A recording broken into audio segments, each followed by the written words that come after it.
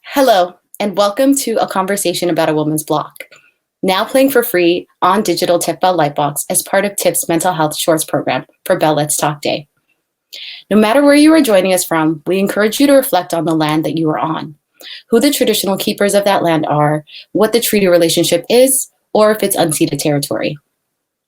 I'm currently located on the treaty lands and territory of the Mississaugas of the Credit and the traditional territory of the Anishinaabe, the Wendat, and the Haudenosaunee. The territory is within the lands protected by the Dish with One Spoon Wampum Belt Covenant and is home to many First Nations, Inuit, and Métis people. We at TIFF are very grateful to work on this land. My name is Hoda Ali, and I'm an audience and community programmer here at TIFF. Before we dive in, I'd like to thank our lead sponsor, Bell, and our major sponsors, RBC, L'Oreal Paris, and Visa, as well as our major supporters, the Government of Canada, the Government of Ontario, and the City of Toronto for their continued support. When it comes to mental health, now more than ever, every action counts. As part of Bell Let's Talk Day, we are showcasing a collection of short films for free on the digital TIFF Bell Lightbox. We'll be kicking off the day with a conversation about mental health with the writer, director of A Woman's Block, Rebeccah Love. Rebeccah is a Toronto-based filmmaker. She holds a BFA from Ryerson University in film production and a master's in fine arts from the University of Guelph in creative writing. Her work has been shared in the Vancouver Film Festival and the Festival de Nouveau Cinema, on CBC, and through TIFF's mental health outreach program. Her interests include mental health and community building. I had the pleasure of meeting Rebeccah a couple of years ago when she was a guest speaker as part of our mental health outreach programming at several hospitals and community health spaces across Toronto. So I'm so excited to be talking to her today and talking to her more about her film. Thank you, Rebeccah, for joining us. Thank you for inviting me. Thanks. So I just had the opportunity to introduce you and sort of share your bio in my introduction, but can you tell us a little bit more about yourself and how you got into filmmaking? I'm sort of curious to know if you always wanted to be a writer, director, or sort of has this blossomed over the years? Sure. So in terms of storytelling, I really had my start in the world of theater, acting and directing. In plays, but I've always been very interested in the world of film. By the time I was about age 20, I was very serious about pursuing film education, doing a bachelor's of fine arts in film production, but I was also very interested in urban planning. And one of my favorite films at that time was Guy Madden's My Winnipeg, which is a beautiful portrait of a city. So I was very interested in questions of community, neighborhoods, city planning, and how these questions can have a very real emotional impact on us as individuals. So I was sort of debating between urban planning at Ryerson, film production at Ryerson, and I decided to pursue film production at Ryerson with the understanding that I would love to one day tell stories that take place in cities and really ask questions about cities and neighborhoods. Mm-hmm.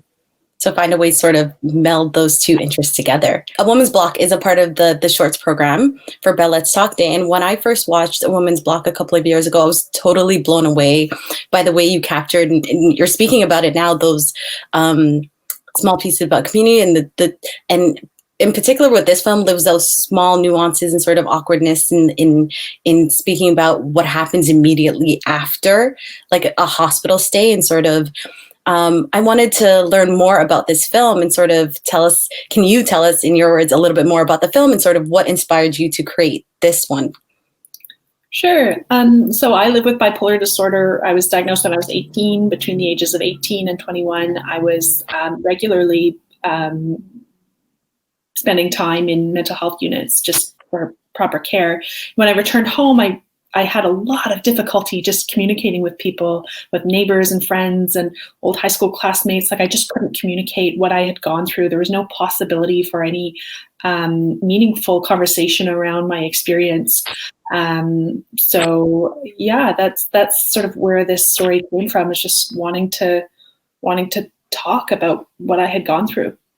I think it shines through just watching that film. And I want to sort of talk to you more about what it's like directing such a personal story, because it's a very vulnerable story, but what is that experience like for you in sort of sharing that type of story?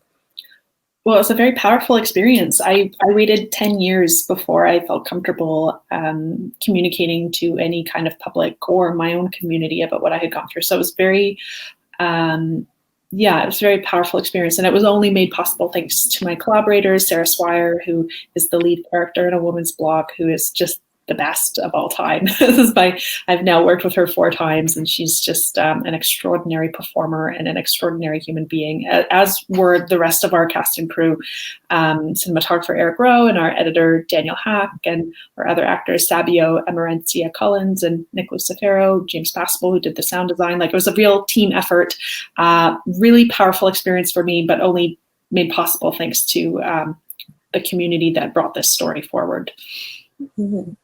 And in terms of your creative process, there's deliberate moments of like the quiet, everyday nuances of just the experiences of the character Christine. But why was it important to sort of tell a story that showcases those quiet, subtle, like powerful moments?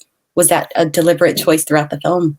Yeah, I think in my own experience of recovery, life is very quiet.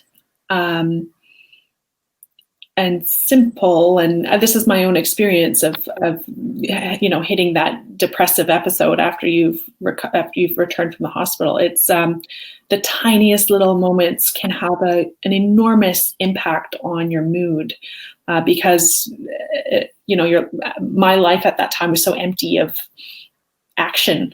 So these tiny little gestures take on much more sort of weight and power. Even tiny little conversations you have, or little moments you have at the piano, or it was beautiful to watch. So A Woman's Block screened as part of TIFF's community impact programming. And for those of you who don't know, TIFF is dedicated to increasing film access year-round.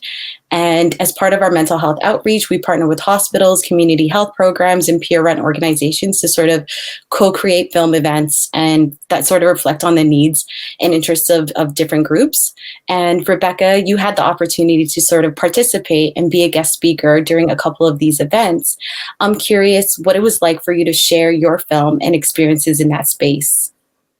Oh, it was incredible. It was incredible for me. I mean, from a personal level, having spent time in those spaces as a patient and then returning 10 years later to share your art, there's no feeling more empowering, and sort of that experience sort of spoke to kind of the transformation that I went through. And so that part of it was really special for me, sort of marking like a new phase in my life where like I'm not going into the hospital anymore because I'm focusing on work that is meaningful to me, and I found a level of stability that works.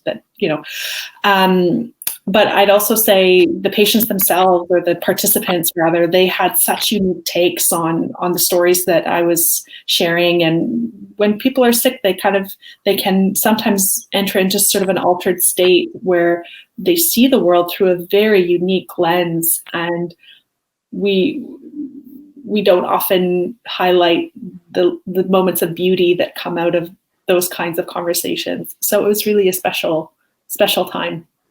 Yeah, definitely. It's always an amazing experience for me as well. With this film, when you were making it and sort of coming up with this or writing it, did you have a particular audience in mind? And sort of what did you hope for audiences to sort of take from this film? Sure. So there were 2 groups of people that I was really interested in sharing this film with. The first group of people are people who are struggling or who have struggled and who haven't seen their experience reflected on screen.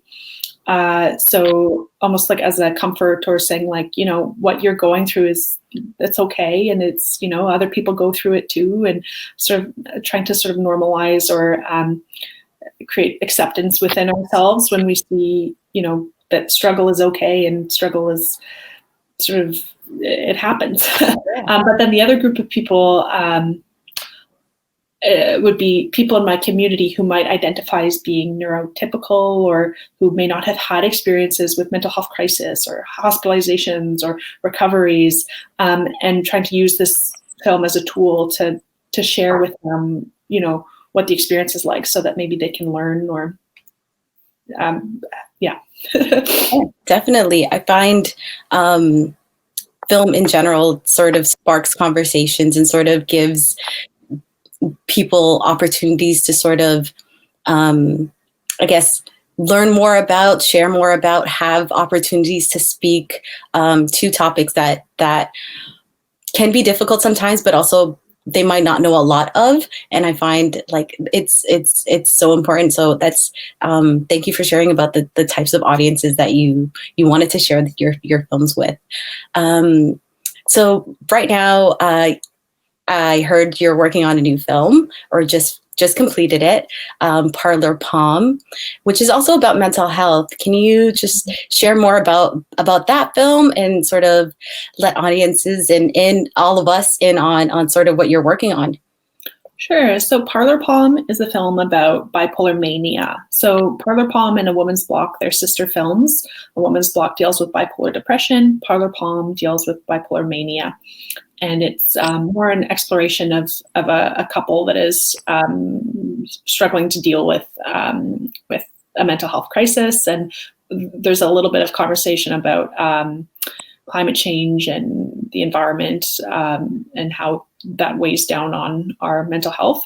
Mm-hmm. So that's a film. We're premiering it later this month, also starring Sarah Swire.